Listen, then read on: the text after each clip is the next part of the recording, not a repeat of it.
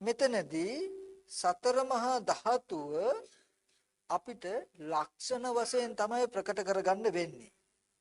එතනදී ධාතුන්ගේ ධාතු ලක්ෂණය අපි ටිකක් ඉස්සෙල්ලා ප්‍රකට කරගන්න. පඨවි ධාතු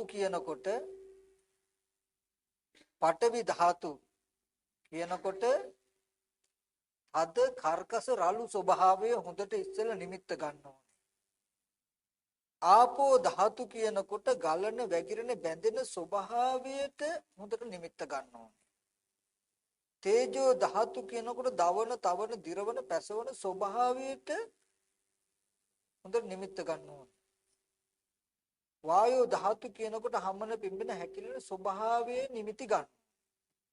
මේ කිසිම ධාතුවකට අපිට මේ පංචේන්ද්‍රයන්ගෙන් ඇහෙන්, කනෙන්, දිවෙන්, නාසයෙන් මේ ඉන්ද්‍රියයන්ගෙන් නිමිති ලැබෙන්න බෑ. පංචේන්ද්‍රයන්ගේ මේ ඉන්ද්‍රිය හතරෙන් නිමිති ලැබෙන්න බෑ. අපි නිකමට කියමු දැන් පඨවි ධාතුව කිව්වහම අපිට හිතෙන්නේ දැන් මේ පස් ගෙවල් කේස්ලොම් කිව්වම මේවා පේනවා කියලා. නමුත් ධාතුව කියන එක නුවණින් දකින්න ඕනේ. උණු වතුර වීදුරුවකුයි ඇල් වතුර වීදුරුවකුයි තිබ්බොත් ඇහින් බලලා අපිට කිව්ව හැකිද මෙන්න මේ වීදුරුව උණු වතුර මේ වීදුරුව ඇල් වතුර කියලා ඇහින් බලලා කිය හැකිද?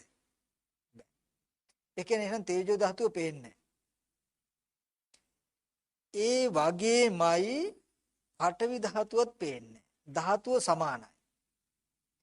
තේජෝ ධාතුව සියුම්, පඨවි ධාතුව රළුයි කියලා එකක් නැහැ. තේජෝ ධාතුව පේන්නේ නැත්නම් පඨවි ධාතුව පේන්නෙත් නැහැ, ආපෝ ධාතුව පේන්නෙත් නැහැ, වායෝ ධාතුව පේන්නෙත් නැහැමයි. නමුත් ඔතන තියෙන්නේ අර පොඩි ප්‍රශ්නයක් හුරුව. මුළුන් රාත්තලයි යකඩ රාත්තලයි බර මොකද්ද කියලා ඇහුවාම අපිට ස්වභාවයෙන්ම ටිකක් හිතෙන්නේ මොකද්ද? යකඩ රාත්තල බර වැඩි, මුළුන් රාත්තල බර අඩුයි වගේ. නමුත් රාත්තල නම් රාත්තලමයි. ඒ වගේ ධාතුව කියවහම අපිට ටිකක් හුරුව තියෙන්නේ කොහොමද? පඨවිය නම් නිකන් පෙනෙනවා වගේ, තේජෝ වායෝ නම් පේන්නේ නැහැ වගේ. නමුත් ධාතුව කියන තැනට යන්නේ. ওই විදිහට හිතෙන් හොඳට දකින්න ඕනේ දැනෙන තද කර්කස ස්වභාවය හැම තැනකදීම යමකද තියෙන්නේ මේ පඨවි. ওই ධාතුවත් ආපහු බෙදෙනවා. සසම්භාරික පඨවි ආපෝ තේජෝ වායෝ, ලක්කන පඨවි ආපෝ තේජෝ වායෝ, ආරම්මන පඨවි ආපෝ තේජෝ වායෝ, සම්මුති පඨවි ආපෝ තේජෝ වායෝ කියලා මේක හතරකට බෙදෙනවා. ඔතනදී සසම්භාරික පඨවි ආපෝ තේජෝ වායෝ වලට විතරයි අපි ගොඩක් දුරට පඨවි ආපෝ තේජෝ වායෝ කියලා හිතන්නේ. නමුත් ආරම්මන පඨවි ආපෝ තේජෝ අපි ආරමුණු කරන අරමුණේ පවා ඒ ස්වභාවය එනවා. තියෙන තැන් තියෙන දැන් හිතෙන් පඨවි කසිනේ වගේ කසින අරගෙන කසින නිමිත්ත මුළු සමහර විටක සක්වලකට පතුරන පඨවි. ඒත් අරමුණේ තියෙනවා පඨවි. ඒක සංඥාමය විතරක් නෙමෙයි. මෙන්න මේ වගේ. එතකොට මේකෙන් තියෙන ප්‍රයෝජනේ තමයි මේ කමඨහන වඩනකොට මොනවා හරි දෙයක් අල්ලනකොට කෝපයක් හරි මේ ප්‍රඥාප්ති වලට ප්‍රඥාප්ති නාම වලට මතු පිටින් පෙනෙන දෙයට හිත යොමු වෙන්න නොදී ඒ දැනෙන තැනට හිත යොමු කළා පටවි කියලා හිතන්න පුළුවන්. තමන්ගේ අත තමන්ගේ අතින්ම පිරිමදිනකොට පටවි. මේ වගේ හොඳට චතු ධාතු අවස්ථාන කියලාත් කියන ඕකට සතර මහා ධාතු හොඳට අවස්ථානයේ විනිශ්චය කරනවා, තීරණය කරනවා. රළු වශයෙන් අපි මතක් කළොත් කෙස්ලොම් නියදත් හම්මස් කියලා අපිට අහුවෙන මේ තැන් වල තියෙන තද ගතිය. එයා හොඳට දකිනවා යාච අජ්ජත්තිකාච පඨවි ධාතු බාහිරාච පඨවි ධාතු රේවේස පඨවි ධාතු නේතම්මම නේසවමස්මි නිමිසෝ අත්තත් යම් ආධ්‍යාත්මික පඨවි ධාතුකුත් තියෙනම් බාහිර පඨවි ධාතුකුත් තියෙනම් මේ දෙකම එකයි නේද? යම් ආධ්‍යාත්මික පටවි ධාතුවත් බාහිර පටවි ධාතුවත් දෙකම එකයි නම් බාහිර පටවි ධාතුව සත්වයේ පුද්ගලයේ නෙවෙයි නම් මේ ආධ්‍යාත්මික පටවි ධාතුව සත්වයේ පුද්ගලයේ නෙමෙයි. මෙන්න මේ ප්‍රත්‍යයෙන් නේද හැදෙන්නේ. එබඳු පටවි ධාතුවෙන් හැදුණු මේ ප්‍රත්‍යයෙන් හටගත්ත පටවි ධාතුන් යුක්ත මේ කය ඇසුරු කරගෙන හිත පවතින නිසා මේ ධාතුවේ සෙලවීම වෙනව නේද? මේ බව නොදන්නාකම නිසා සත්පුද්ගල අදහසක් ඇති වෙනව නේද? වර්තමානයේ ස්කන්ධයන් ප්‍රත්‍ය බවත් ලැබෙන්නත් ඕනේ. ස්කන්ධ ටිකත් ඒකේ ප්‍රත්‍යයත් පෙනෙන්න ඕනේ. ඒ ස්කන්ධයත් ප්‍රත්‍යයත් නොදන්නාකම නිසා ඇති වෙන දෘෂ්ටීන් පෙනෙන්නත් ඕනේ. මේ දෙපැත්තම ඕනේ. ඔන්න ඔය විදිහට යම් කිසි කෙනෙකුට පුළුවන් ධාතු කමඨහන වඩන්න. මෙන්න මේ විදිහට වැඩුවාම එතනත් කොච්චර දුරටද කෙලෙස් සංසිඳීම නිසා කෙලෙස් නිවීම නිසා මේ හිතට ප්‍රීති ප්‍රමෝදය ඇති වෙනවා. ඒතන දක්වා කළ යුතුයි. ඒ ප්‍රීති ප්‍රමෝදය නිසා මේ කය සංසිඳිලා සංසිඳුණු නිසාම සැපසහගත වෙලා සමාධි වෙලා ඇත්ත දැකලා කලකිරලා නොඇලිලා ආශ්‍රයන්ගෙන් මිදෙනවා. මේ වගේ නිවනම කුළුගන්වලා දේශනා කළ තව කමඨහන. මේ හැම කමඨහනකම එදිනෙදා ජීවිතයට ගන්න ළඟ ඉඳගෙන තව පිරිසුදු කරගත යුතු දේ තියනවා කියන කාරණාව මතක තියෙන්න ඕනේ. මේ මුළු සූත්‍රයම දේශනා කරන්නට ඕනේ නිසා ඉදිරියට යන්න වෙනවා අපිට. ඒකම සතිපට්ඨාන සූත්‍රයේ වඩන හැම කෙනෙක් ළඟම ඥාන දර්ශනය තියෙන්න ඕනේ කියන එකත් මතක තියෙන්න ඕනෙමයි. එහෙම ඒ ටික නැතුව මොකටද මේක කරන්නේ මොකක් නිසාද කරන්නේ කියන ටික නැතුව මේක කළා තේරුමකුත් නැහැ කියන ටිකත් මතක තියෙන්න ඕනේ. ඊට පස්සේ බුදුරජාණන් වහන්සේ දේශනා කරනවා නව සිවතිකය. ඒ කියන්නේ මැරිලා සොහොනට දාපු මලමිනියේ අවස්ථා 9ක් උපයෝගී කරගෙන දේශනා කළ කමඨහන්. එතෙන්දී ඉස්සරනම් බුදුරජාණන් වහන්සේගේ කාලෙදී ගොඩාක් දුරට මැරිච්ච අයගේ මිනී හිස් කැලෑ සොහොන් පිට්ටනි තිබුණා. ඒ සොහොන් පිට්ටනි වලට ගිහින් දානවා. එතකොට ඕන තරම් මේ කමඨහනට ඉඩ තියෙනවා. නමුත් අද කාලේ මේ කමඨහනට ඉඩ අවස්ථාව අඩුයි. නමුත් ඒකෙදි මම මෙහෙම දකිනවා.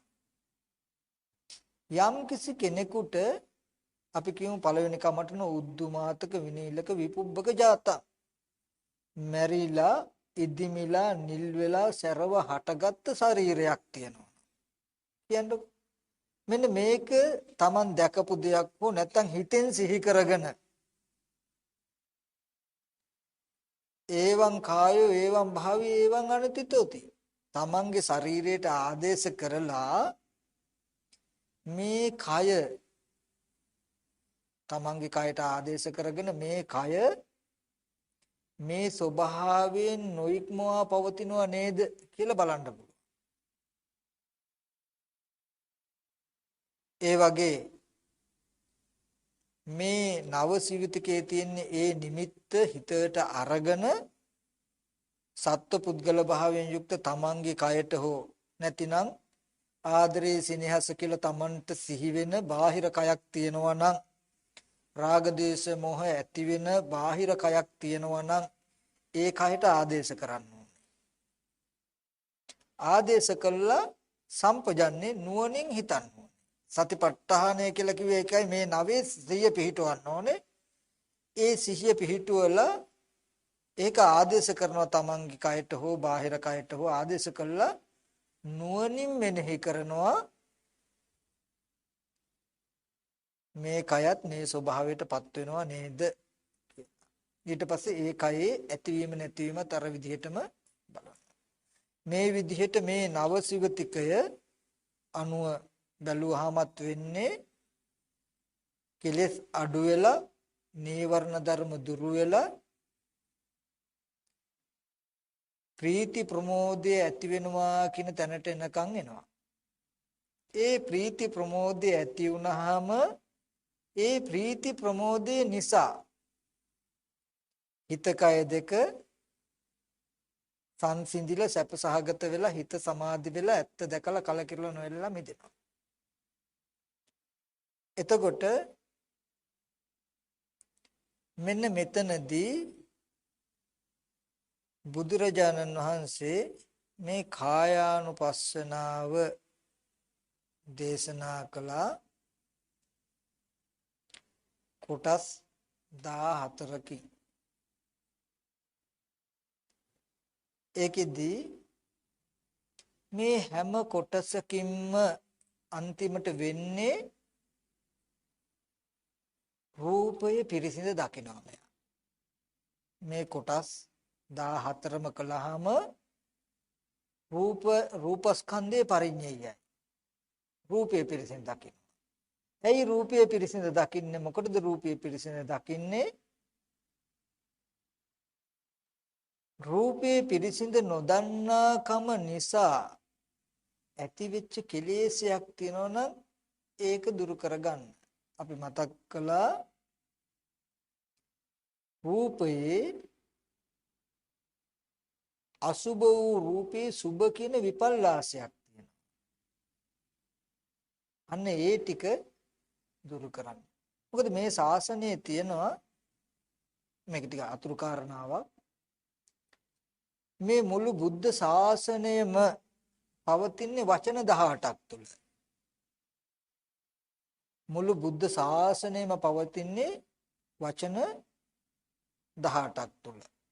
කුසල පක්ෂයට පද 9යි අකුසල පක්ෂයට පද 9යි. අකුසල පක්ෂයේ පද 9 තමයි අවිජ්ජා භව තණ්හා. ලෝභ, ද්වේෂ, මෝහ. ඊට පස්සේ සුභ, සැප, නিত্য ආත්ම. ඔන්න ඔය ධර්මතා 9 මත තමයි සියලුම අකුසල ධර්ම සිද්ධ වෙන්නේ. දුක්ඛ සමුදය සත්‍යයට තව නමක්. ඊට පස්සේ කුසල පක්ෂයේ භජනය කරන මාර්ග සත්‍ය ඇසුරු කරන වචන 9ක් තියෙනවා.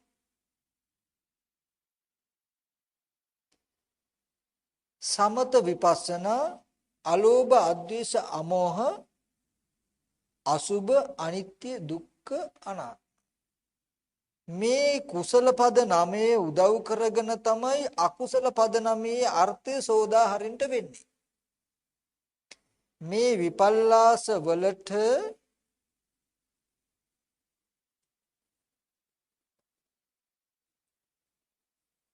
සතර සතිපට්ඨානය වඩන්න තියෙන්නේ. නিত্য සපාත්ම වෙනුවට අනිත්‍ය දුක්ඛ අනාත්ම වෙන්න ඕනේ. කායානුපස්සනාවෙන් කරනවා අසුභයේ සුභ විපල්ලාසය දුරු කළා. රූපේ පරිඤ්ඤය කරලා රාග විරාග චේතෝ විමුක්තිය ලබා දෙනවා. ඔන්න ඔය ටික තමයි මේ කායානුපස්සනාවේ අර්ථය.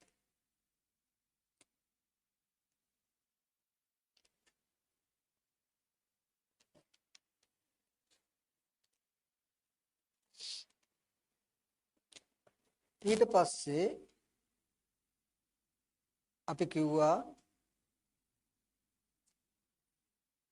මේ කය ඇසුරු කරගෙන මේ කයේ පිහිටලා ඉන්න නාම ධර්ම ගැන. ඒ කියන්නේ අන්ධයාගේ කරේ නැගලා ඉන්නෝනේ දැන් පිලෙකුත් නේද? දැන් පිලා ගැන විස්තර ටික කියනවා ඒ පාර. ඉස්සෙල්ලා කිව්වේ පිලා ඉන්න අන්ධයා ගැන විස්තර ටික කිව්වේ. දැන් අන්ධයා උඩ ඉන්න පිලා ගැන විස්තර ටික කියනවා වගේ. එබඳු රූපය අතුරු කරගෙන තියෙන නාම ධර්ම ගැන කියනවා.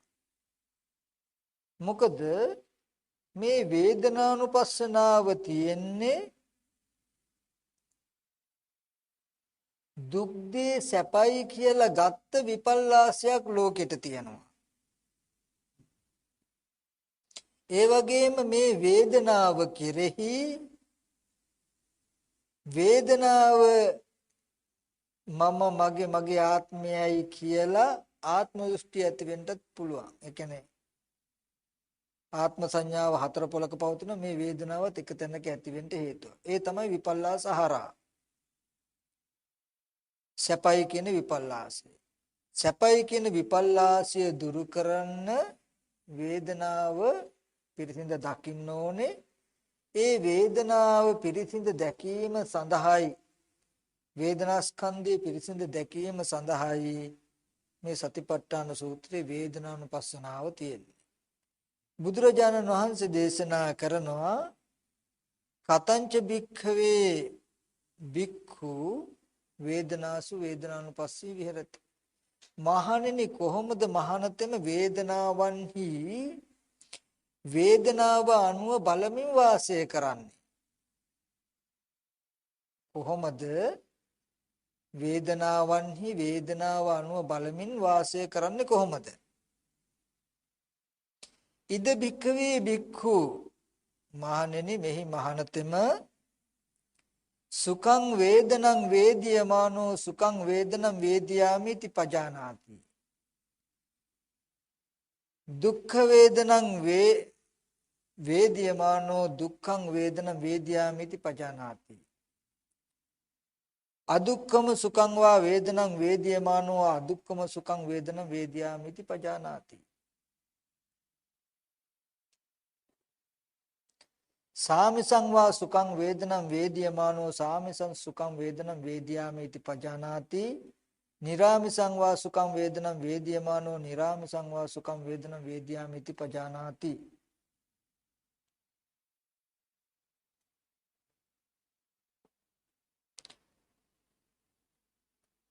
දුක්ඛං වේදනං සාමිසං වා දුක්ඛං වේදනං වේදියමානෝ සාමිසං දුක්ඛං වේදනං වේදියාමිති පජානාති. නිරාමිසං වා දුක්ඛං වේදනං වේදියමානෝ නිරාමිසං වා දුක්ඛං වේදනං වේදියාමිති පජානාති. සාමිසං වා අදුක්ඛම සුඛං වේදනං වේදියමානෝ සාමිසං වා අදුක්ඛම සුඛං වේදනං වේදියාමිති පජානාති. නිරාමිසං වා අදුක්ඛම සුඛං වේදනං වේදියමානෝ නිරාමිසං වා අදුක්ඛම සුඛං වේදනං වේදියාමිති පජානාති. මොනවද මෙතෙන්දී වේදනානුපස්සනාව ගැන පෙන්නනවා. සැප වේදනා, දුක් වේදනා, උපේක්ෂා වේදනා කියලා වේදනා තුන් ආකාරයක් කරලා පෙන්නලා ඒ වේදනාව පෙන්නනවා සාමිස නිරාමිස කියලා දෙකකට බෙදලා. සාමිස කියනකොට අපි කියමු මේ කාමයේ අසුරු කළා වූ ගේහ නිස්සිත වේදනාවට කියනවා සාමිස වේදනා. නෙක්ඛම්මයේ අසුරු කළා වූ විරාගයේ අසුරු කළා වූ වේදනාවට කියනවා නෙක්ඛම්ම නිරාමිස වේදනාව කියලා. මෙතනදී දැන් සතිපට්ඨාන කියන්නේ සිහිය පිහිටවන්න හොඳට ඒ වේදනාවට. හරියට වේදනාව හොඳට ඉලක්ක වෙන්න ඕනේ. යම් සැප වේදනාවක් ඉස්සෙල්ලා මේ වේදනාව ටික තමන් හොඳට තේරුම් කරගන්න ඕනේ. සැප වේදනාවක් උපදිනකොට මේ සැපේ තමන්ට එන්නේ සාමිසද නිරාමිසද කියලා ඉස්සර දැනගන්න ඕනේ. ඒ කිව්වේ පංචකාමයේ අසුරු කළා වූ නැත්තම් සසරට හිතේසී වෙච්ච ආශ්‍රවයන්ට හිතේසී වෙච්ච සැපක්ද මේ අනාශ්‍රව බවට හිතේසී වෙච්ච සැපක්ද මේ කියලා සැපේ ඉස්සෙල්ලා හඳුනා ගන්නත් ඕනේ.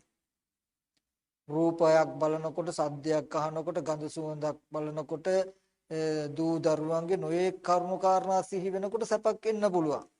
තමන්ට හොඳට තේරෙන්න මේ සැපය සාමිසයි.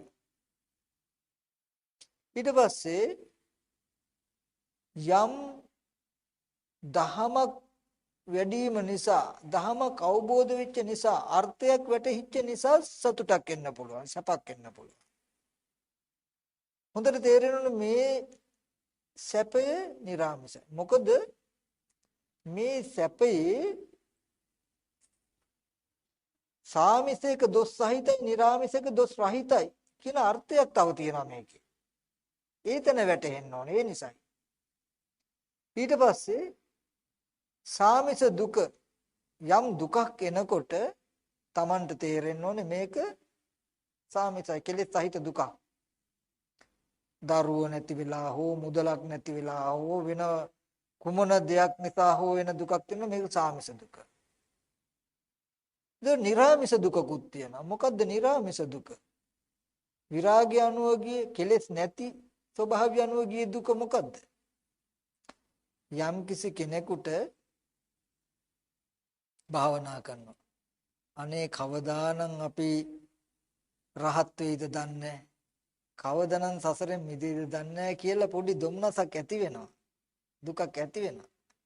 නමුත් මේ දුක නිරාමිසයි. ඒක දුම්නසක් වුණාට දුකක් වුණාට ඒ දුක සාමිස නෙමෙයි. ඒ දුකද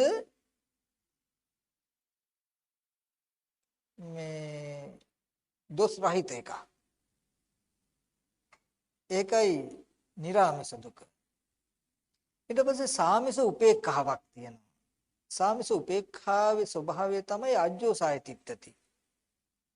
රූප, ශබ්ද, ගන්ධ, රස, ස්පර්ශ කියන මේ අරමුණු වල ඇලීමක් නැතුව, ගැටීමක් නැතුව මධ්‍යස්ථව ඉන්න පුළුවන්. දැන් අපිට මේ අහස දිහා, මේ බිත්තිය දිහා බලන්න පුළුවන්. අපි ගොඩාක් ওই බිත්තියට 아무තු කැමැත්තකුත් නැහැ, බිත්තියක තරහකුත් නැහැ. උපේක්ෂයි. නමුත් මේ උපේක්ෂාවේ තියෙන මෝහය. හැම වෙලාවෙම සාමිස අරමුණු වල ලක්ෂණය තමයි සැප වේදනාවේ රාගානුසය අනුසය වෙනවා. දුක් වේදනාවේ පටිඝානුසය අනුසය වෙනවා. උපේක්ෂා වේදනාවේ අවිජ්ජානුසය අනුසය වෙනවා. එතකොට ඊගාවට මෝහ සහිත උපේක්ෂාව, සාමිස උපේක්ෂාව මෝහ සහිතයි. මෝහ සහිත උපේක්ෂාව හඳුනගන්න ලක්ෂණයක් කියන්නේ. ඇහෙන් රූපයක් බලනකොට රූපේ නොඉක්මවා පවතිනවා ඒ උපේක්ෂාව. රූපේ තුල උපේක්ෂය. රූපේ මිදිලා නැහැ. සද්දයක් අහනකොට සද්දේ මිදිලා නැහැ. සද්දේ තුල උපේක්ෂයි. සද්දෙන් යුක්තයි. ගන්ධයක් ආග්‍රහණය කරනකොට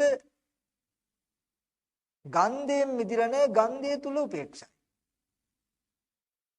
රස විඳිනකොට රසයෙන් මිදිලා නැහැ. රසය තුල උපේක්ඛයි. කයට යමක් ගැටෙනකොට පොට්ටබ්බයෙන් මිදිලා නැහැ. ඒ තුල උපේක්ඛයි. ධර්මාරම්මණයක් දැනනකොට ධම්මායතනෙන් මිදිලා නැහැ. ඒ තුල උපේක්ඛයි. මෙන්න මේ උපේක්ෂාවට කියනවා සාමිස උපේක්ෂා කියලා. ඕකෙදි වැඩිපුර විස්තර බලා ගන්න පුළුවන් මජ්ක්‍ධිම නිකායේ සලායතන විභංග සූත්‍රයේදී ওই පිළිබඳව හොඳට පැහැදිලි කරලා පෙන්නනවා. එතකොට මෙන්න මේ සාමිස වේදනාව හොඳට සාමිස වේදනාව කියලා ගන්නවා. නිරාමිස වේදනාව ස්වභාවය තමයි රූප, ශබ්ද, ගන්ධ, රස, පොට්ටබ්බ ධම්ම කියන මේ ආයතන ටික ඉක්මවා පවතිනවා හැම වෙලාවෙම. රහතන් වහන්සේට කියනවා චලංග සමන්නාගත උපේක්ඛාවක් තියෙනවා. අංග 6කින් යුක්ත උපේක්ඛා.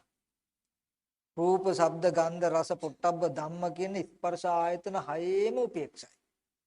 සැප වේදනාවෙත් උපේක්ෂයි, දුක් වේදනාවෙත් උපේක්ෂයි, උපේක්ෂා වේදනාවෙත් උපේක්ෂයි. ඒ හින්දා චලංග සමන්නාගත උපේක්ඛාවක් තියෙනවා. මෙන්න මේ උපේක්ෂාව කියනවා නෙක්ඛම්ම සහගත. එතකොට මෙතනදී මේ වේදනාවේ පරිසරය මතක් කළේ. ඔය කියපු වේදනාව වලින් කුමන හෝ වේදනාවක් එන්න පුළුවන්, වෙන්න පුළුවන්. ඒ වෙලාවේදී වේදනාසු වේදනානුපස්සී විහෙරති. ඒ වේදනාවන් හි ඒ කියපු වේදනාවන් අතරින් යම් වේදනාවක් එනකොට ඒ වේදනාව විඳිනවා කියලා දන්නවා. ඒ කිව්වේ ඒ වේදනාවටම හිත අහු වෙනවා. කිසිම වෙලාවකදී හරියට වේදනානුපස්සනාව වැඩුවා නම් වේදනාවට හිත තැබුවා නම් රූපයක් ඈඳෙන්න බෑ. කකුලේ වේදනාව එහෙම ආවොත් හරියට සතිපට්ඨානේ වඩලා නැහැ.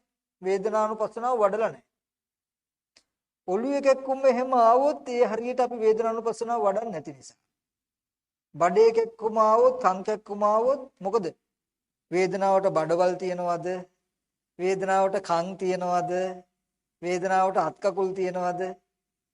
කියන්නේ වේදනාව බඩේ වේදනාව, ඔළුවේ වේදනාව, කකුලේ වේදනාව වෙනවා. වේදනාවට අයිති කකුල් තිබුණා. අත්පය තිබුණා. වේදනාව විතරක් නම් කකුල අනිකක් නම් වේදනාව අනිකක් නම්. ඒක කය නම් මේක නාමේ නම්. නාමේ කැලි රූපේ කැලි නාමෙත් තියෙන්න බෑනේ. පුළුවන්ද? බෑ. එහෙනම් කකුලේ වේදනාව තියෙන්න බෑ.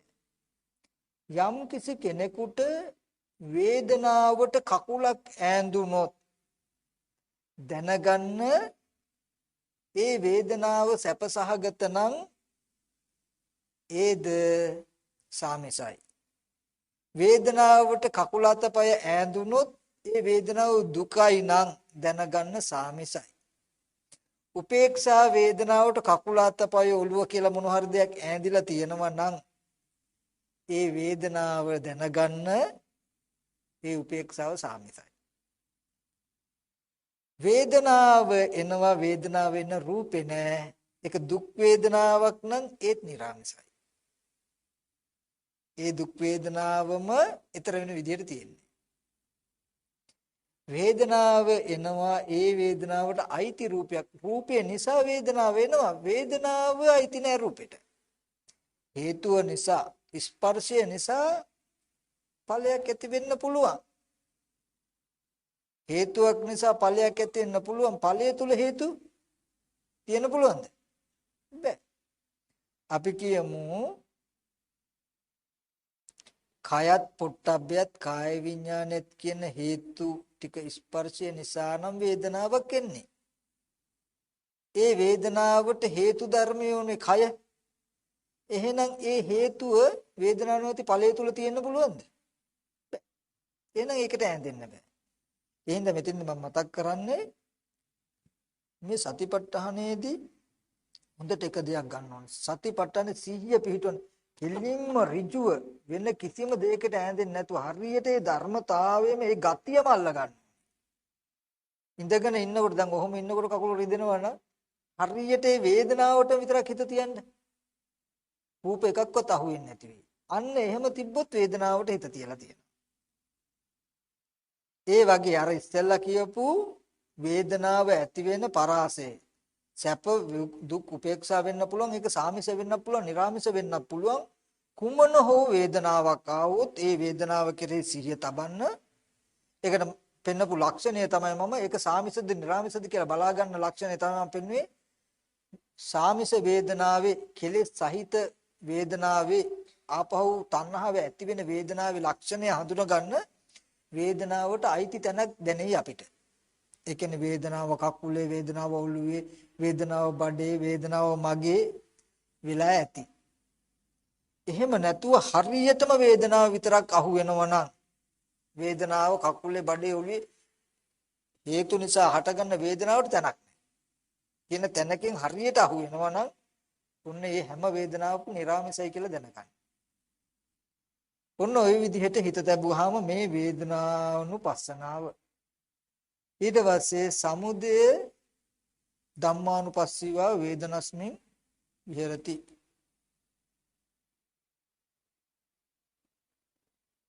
වය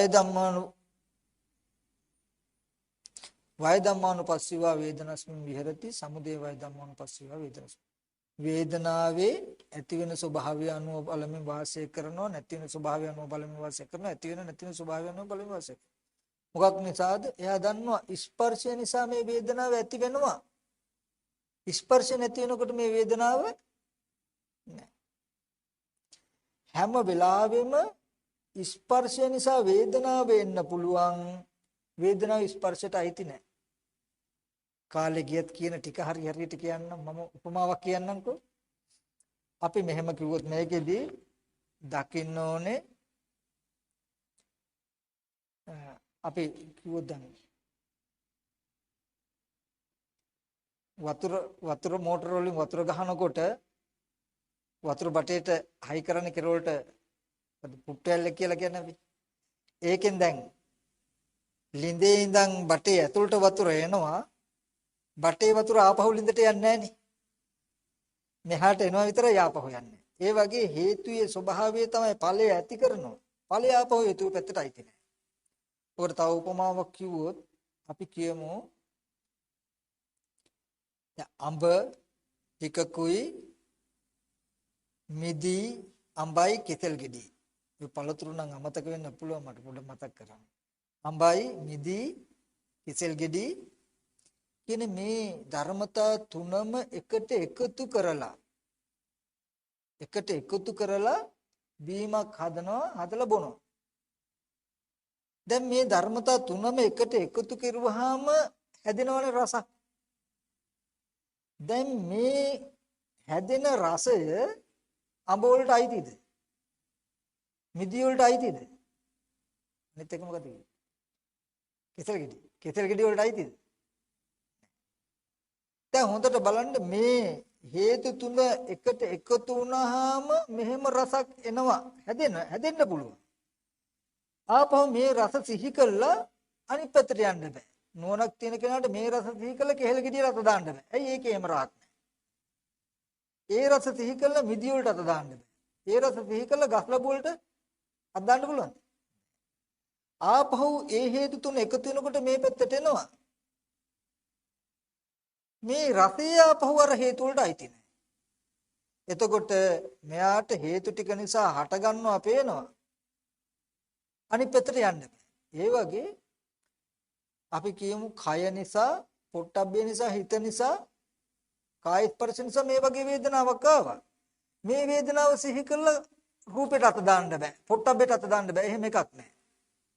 මේ වේදනාව සිහි කළා කකුල අල්ලන්න බෑ. එහෙම එකක් නැහැ. මේ වේදනාව සිහි කළා හිත හිතන්න බෑ. එහෙම එකක්. ආයෙත් දන්නවා මෙහෙම දෙයක් ගැටෙනකොට හේතු හැදුනොත් ඇති වෙනවා. ආපහු මේ විදිහට ඇති වෙනවා. ඔන්න ඔය විදිහට සමුදය ධම්මානුපස්සීවා. මේ හේතු නැති වෙන වය ධම්මානුපස්සීවා. සමුදය වය ධම්මානුපස්සීවා. ඊට පස්සේ තව කෙනෙක් දුක් විඳිනවා, තව කෙනෙක් සැප විඳිනවා කියලා බාහිර බහැර සත්පුද්ගලෙක් සැප දුක් විඳිනවා කියලා කෙනෙක්ගේ වේදනාව කියලා වේදනාව කෙරෙහි අපි තුල විපල්ලාසයක් තියෙනවා නා. ඒ විපල්ලාසය දුරු කර ගැනීම සඳහා බාහිර හෝ යම් සැපක් හෝ දුකක් හෝ සාමිස හෝ නිර්ාමිස හෝ උනානම් වෙයිනම් වෙන්නේ මෙහෙම නේද කියලා බලන්න. උනානම් වෙයිනම් වෙන්නේ මේ ස්පර්ශ නිසා හටගන්නේ කියලා බලන්න. මෙන්න මේ විදිහට බලනකොට ආධ්‍යාත්මික බාහිර වේදනාව ඇතිවීම නැතිවීම අනු බලනකොට අත්ති වේදනාතිවා පනස සතිපච්චුපටිත හෝති. සත්‍යෙක් පුද්ගලයෙක් නොවු වේදනාව පමණක් ඇත්තේ යන සිහිය හොඳින් එළඹ සිටිනවා. සත්‍යෙක් පුද්ගලයෙක් නොවු වේදනාව පමණක් ඇත්තේ යන සිහිය හොඳින් එළඹ සිටිනවා. එතකොට අනිස් යාවදේව ඥානමත්තය ප්‍රතිසතිමත්ත සිහිය නුවණ තව වැඩෙනවා. අනිශ්චිතෝච විහෙරති. මේ වේදනාව මම කියලා හෝ මගේ ආත්මය කියලා හෝ මගේ කියලා හෝ තෘෂ්ණා වශයෙන් දෘෂ්ටි වශයෙන් ගන්න. ඊට පස්සේ නචකින්ච ලෝකේ උපාදීති. මේ ලෝකේ පංච උපාදාන ස්කන්ධ ලෝකේ කිසි වේදනාවක් දැඩිව ගන්නෑ. මම මගේ කියලා ගන්නෑ. ඒවම් පිබික්කවේ බික්කු වේදනාසු වේදනානුපස්සී විරති. මහණනි මෙන්න මෙහෙම වේදනාවන්හි වේදනාව අනුව බලමින් වාසය කරන්ට. එතකොට අපි ටිකක් සාදුකාරයක් පැවැත්වුවොත් හොඳ නැද්ද? හරි. අවසරයක් හයියෙන් සාදුකාරයක් දුන්නා. මොකද මේ චිත්තානුපස්සනාව පටන් ගන්න තියෙන්නේ හරි වටිනවා. ඒ හින්දා තව ටිකක් හයියෙන් සාදුකාරයක්. දැන් අපි හොඳට අහමු චිත්තානුපස්සනාව. මොකද මේ චිත්තානුපස්සනාව නැත්තම් හිතානුව බලනවා කියන ධර්මතාවය තේරුම් කරගන්න බැරි වෙච්ච හින්දායි මේ සසර එන්න උනේ. ඒ හින්දා මේ හිත ගැන බලනවා කියන එක ටිකක් හරි වටිනවා. නේද? මොකද දැන් චිත්තානුපස්සනාව වඩනකොට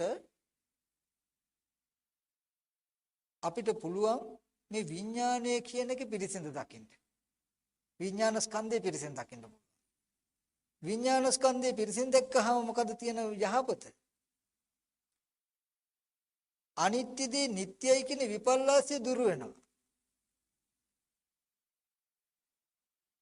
එතකොට අනිත්‍ය දේ නිට්ටයයි කියන විපල්ලාසය දුර වෙලා අනිත්‍ය සංඥාව ළඹ සිටිලා උපාදානය නැති කරලා භවය නැති කරලා අනිමිත්ත චේතෝ විමුක්තිය ලබා දෙනවා. අනිමිත්ත චේතෝ සමුදය ලැබෙනවා. ඔය අනිත්‍ය දුක්ඛ අනාත්ම කියන ධර්මතා තුනේ වෙනසෙන් තමයි විමුක්තිය නම් කරන්නේ අනිමිත්ත ශුන්්‍යත අප්පනිහිත කියලා. එතකොට මේ වේදනා මේ චිත්තානුපස්සනාව වඩනකොට විඥානයේ පිරිසිඳ දකින්න පුළුවන්. මොකද බුදුරජාණන් වහන්සේ දේශනා කරනවා මජ්ක්‍ධිම නිකායේ අසුතවන්තු සූත්‍රයේදී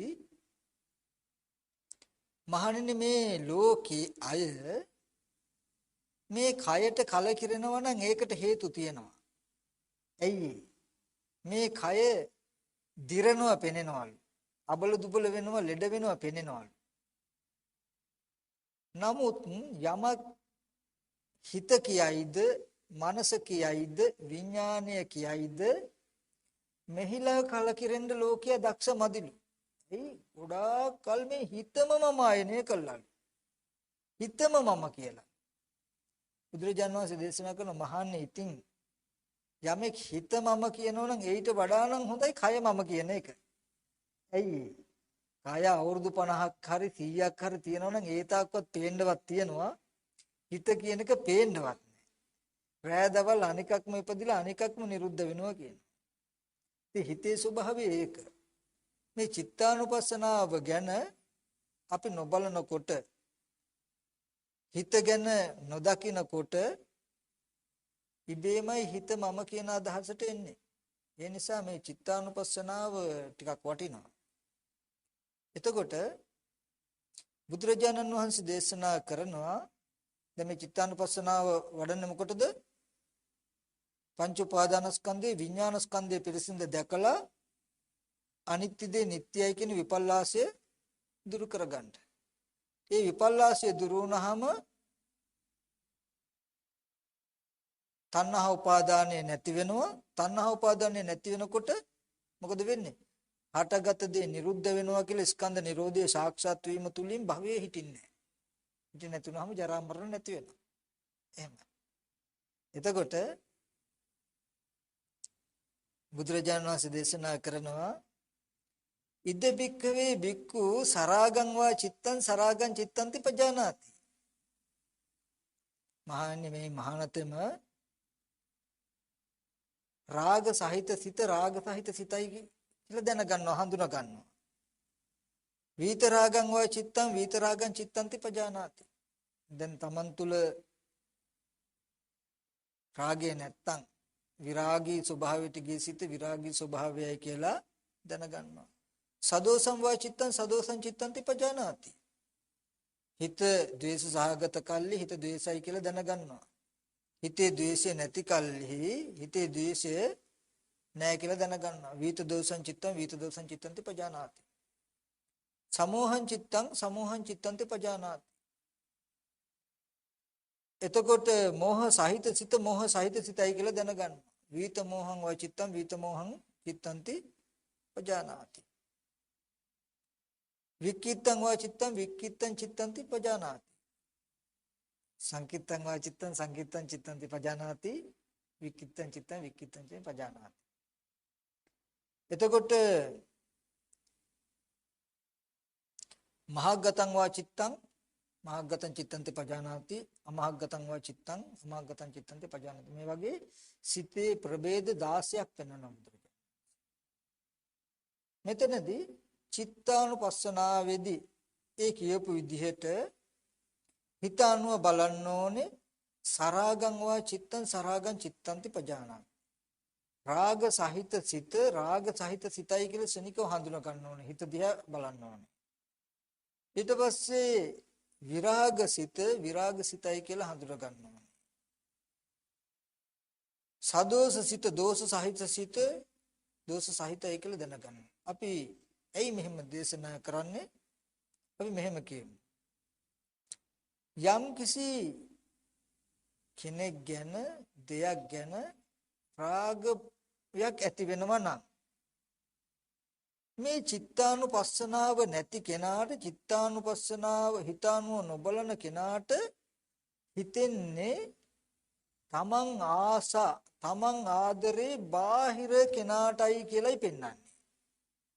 දැන් රාගයක් ඇති වෙනවා නම් තමන් රාගය ඇති කරගෙන තියෙන මේ බාහිර කෙනාටයි බාහිර රූපෙටයි කියලායි තමන්ට පෙන්වන්නේ. චිත්තානුපස්සනාව නැති වුනහම තියෙන දෝෂය ඒකයි. අපි කියමු යම් තරුණයෙක් ඉන්නවා නම් එයාගේ සිතේ රාගයක් ඇති වුණොත් සමහර විට පෙන්වන්නේ ඊට ප්‍රතිපක්ෂ තරුණියක්. තරුණියක් ඉන්නවා නම් එයාගේ හිතේ ඇති වෙන රාගය. නමුත් ඒක පෙන්වන්නේ බාහිර යම. එතකොට මේ මොකද්ද මෙහෙම වෙන්නේ? මේ චිත්තානුපස්සනාව නැති වුනහම ඇති වෙන දේ රාග දේශ මොහ ඇති වෙන්නේ වැඩි වෙන්නේ ඒ නිසා. එතකොට ඒ විදිහට දකින්නට මොකද කරන්නේ? නූපන් රාගේ බලවත් වෙනවා. නූපන් රාගේ උපදින උපන් රාගේ බලවත් වෙනවා. ඒ කියන්නේ තවත් ආපහු බාහිරට යොමු වෙනවා. අපි ඒකම න්‍යායම ගමු. දැන් කෙනෙකුට තරහාවක් ඇති වෙනවා. තරහව කියන එක, පටිගය කියන එක ඇති වෙන්නේ තමන්ගේ හිතේ. තමන්ගේ හිතේ තරහව කියන ගතිය දැන් ඇති වෙලා නේද කියන එක බලාගන්න බැරි වෙනකොට සිතානුව නොබලනකොට වෙන්නේ මම තරහ අරගෙන තියන්නේ අහවල එකයි කියලා බාහිර රූපයක් පෙන්නයි තමන්ට. බාහිර රූපයක් දකිනකොට තවත් තරහ යනවා. ඒ කියන්නේ එයා දන්නේ නැහැ ඒ කියන්නේ මන් තුල තියෙන ද්වේෂය පේන්නේ නැතුව මට මේ බාහිර යමක් පෙන්නලා කියන එක තේරෙන්නේ නැහැ. මෙතනදී තමන් තුල තරහව කියනකොට ඇති වෙනකොට චිත්තානුපස්සනාව නැතිනම් ඒ බව පේන්නේ. අවිද්‍යාව කෘත්‍ය දෙකක් කරනවා. ඇත්ත නොපෙන්නනවා, වරදක් ඇති කරනවා. පෙන්නන්නේ මම තරහ ගන්නේ අහවලගේ අර වැඩේට. නැත්තම් අහවල් කෙනාටයි තරහ තියෙන්නේ. අහවල් කෙනා එක්කයි තරහ. මේ තරහවට හේතුව දකින්නේ බාහිරින්. තරහවට හේතුව දකින්නේ බාහිරින්. එතකොට එහෙම කෙනා මොකද කරන්නේ? බැන්නනම් එයාගේ වැරද්ද නිසායි තරහ යන්නේ කියලා දැක්කහම බැන්නල නතරින්නේ ගහන්නත් හදනවා. ඊට පස්සේ ඒකට තරහවට හේතුවක් දකින්න කොහෙන්ද? බාහිරින් ආපහු. චිත්තානුපස්සනාව නැති වෙනකොට රාගයට හේතුවත් බාහිරින් දකින්න. ද්වේෂයට හේතුවත් බාහිරින් දකින්න. බාහිරින් දකින්නකොට බොහොම නක් කරනවා. මම ඒකෙදි උපමාවක් කියන්නේ අලි ඉන්නේ. අලි හරි කැමති අන්දර කටු කන්න. අන්දර කටු කියන්නේ මිනිස්සෙකුට ඇවුනොත් ලේසියකට හොඳ වෙන්නේ එච්චර විසයි. ඒ මොකද මේ අලියැත්තු අන්දරගස් පොඩි කරලා අරගෙන කටේ දාලා හපනකොට අන්දර කටු තමන්ගේ කටේ ඇනිලා ලේ එනවා. දැන් මේ සතා දන්නේ මේ කටු කටේ ඇනිලා කටෙන් මේන ලේ වල රහ නේද කියලා. එයා හිතන්නේ මේ අන්දර කටු වල රහ. ඒතර මොකද කරන්නේ? තව ටිකක් හයියෙන් හපනවා. තව ටිකක් ලේ එනවා. තව අන්දර කටු ටිකක් අරගෙන කනවා. මෙහි ඇතුළතින් තියෙන හේතුව නොදකින්නකොට බාහිරේ පෙන්නනවා. එතකොට තව වැඩිපුර ලොකු අත්තක් කඩාගෙන කනවා. ඒකත් කනකොට දැන් වැඩිපුර කටු ටිකක් ඇහෙනවා. එතකොට දැනෙන රහ ආයෙත් හිතනවා මෙහෙන් තමයි එන්නේ. ඒ වගේ අපි හේතුව බාහිරින් දකින තාක් බාහිරේ තමයි යන්නේ. අපි ආදරය කරන්නේ බාහිර දෙයකටයි, බාහිර දෙයක් නිසායි ආදරය කියන එක ඇති වෙන්නේ කියලා හිතුවාම ආපහු ඒ ආදරය ගන්න වැඩිපුරත් හොයන බාහිර. තරහවත් එහෙමයි. ඒතර මෙතනදී මේ චිත්තානුපස්සනාවෙන් පෙන්වන්නේ සරාගං වා චිත්තං සරාගං චිත්තන්ති පජානාති කියලා හිත ගැන හොඳ අවධානයෙන් ඉන්නකොට යම් කිසි වෙලාවකදී රාග ස්වභාවයක් ඇතුළත හොඳට තේරුම් ගන්නෝ තමන් තුල තමන්ගේ හිත සරාගී වෙලා නේද? එතකොට හොඳට තේරෙනවා රාගය කියන එක තියෙන්නේ තමන් තුල. තමන් තුල තියෙන මේ ගතියට මේ හැඟීමට බාහිර රූපයිතියක් නැහැ. අපි කියමු ද්වේෂය කියන එක. තමන් තුල පටිඝචෛත්‍යක ඇති වෙලා තමන්ගේ සිත ද්වේෂ ස්වභාවයටපත් වෙලා කියන එක තේරුනොත් බාහිර කෙනෙකුට ගහන්න යන්නේ නැහැ. තමන්ගේ සිත තුළ රාගය කියන ස්වභාවය හඳුනාගත්තොත් බාහිර දෙයක් ගන්න යන්නේ නැහැ. නමුත් චිත්තානුපසන මේ හැම සිතකම එහෙමයි. එතකොට අපේ ස්වභාවයේ හිතේ ස්වභාවය නොදකින්නකොට හැම වෙලාවෙම බාහිර ඒ වෙනුවෙන් කෙලෙසයකට යොමු කරලා ඇති. යම් කිසි මෝහයක් ඇති වෙනවනම් අපේ හිත නැත්නම් තමන්ගේ හිත මෝහයි නේද කියන එක හඳුනා ගන්න බැරි වුණොත් බාහිර කෙනෙක් මෝඩකම් කළා බාහිර නිසා මෝඩකම ඇති වුණා කියන තැනකින් පේන්නේ. එතකොට ඒව ආරම්භය ප්‍රතික්‍රියා දක්වන්නේ අපි බාහිරයට. ඒ තාක් රාග දේශ මොහ අපහු ඇති වෙනවා. මේ චිත්තානුපස්සනාවේදී පෙන්වන්නේ හැම අරමුණකම හැම වෙලාවකම තමන් තුල සිහිය තමන් තුල නුවණ තියෙන්න ඕනේ හිත කෙරෙහි. එතකොට සිතේ ඇති වෙන ධර්මතා ටිකට ප්‍රතික්‍රියා දක්වන්න බාහිරයට යන්නේ නැහැ. මෙන්න මේ විදිහට කළොත් මේ විදිහට දැක්කොත් මේ ලෝකයේ ඇලීම ගැටීම කියන ධර්මතා දෙක සංසිඳන එපමණකින්ම. ඇයි? ඇලෙන ගතිය හෝ ගැටෙන ගතිය සිත පිළිබඳ වූවා කියලා දැක්කොත් බාහිර භෞතික වස්තුන් ඒකට සම්බන්ධයක් නැති බව දැක්කොත් ඇලිච්ච දේ ගණ්ඩවත් ගැටිච්ච දේ අයින් කරන්නවත් කියලා බාහිරෙන් යමක් කරන්න යන්නේ නැහැ. ඊට පස්සේ ඒ විතරක් නෙමෙයි ඒ හිතද හඳුනගෙන මේ හැම හිතක්ම දන්නවා මොකද්ද? සමුදය ධම්මානුපස්සීව චිත්තස්මින් විහෙරති. මේ නාම රූප දෙක නිසා මේ හිත හට ගන්නවා. ඊට පස්සේ වය ධම්මානුපස්සීව චිත්තස්මින් විහෙරති. මේ නාම රූප ධර්මයේ නැතිවීම මේ සිත නැති වෙනවා කියලා මෙන්න මේ විදිහට සිහි කරලා බලනවා. මෙන්න මේ විදිහට නුවණින් බලනකොට නුවණින් සිහි කරනකොට මෙයාට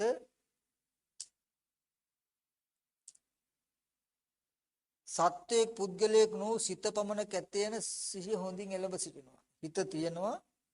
මොකද සරාගසිත, සදෝසසිත, සමෝහ එකින් එක බලනකොට තේරෙනවා ඒ හිත ඇතිවීමට හේතු ටිකක් තියෙනවා. රාග සහිත සිතක් තියෙනවා. ඒ හිත ඇතිවෙන්න හේතු තියෙනවා. නාම රූපත් අයෝනිසෝ මනසිකාරයත් සුබ නිමිත්ත මෙන්න මේ නිසා හිත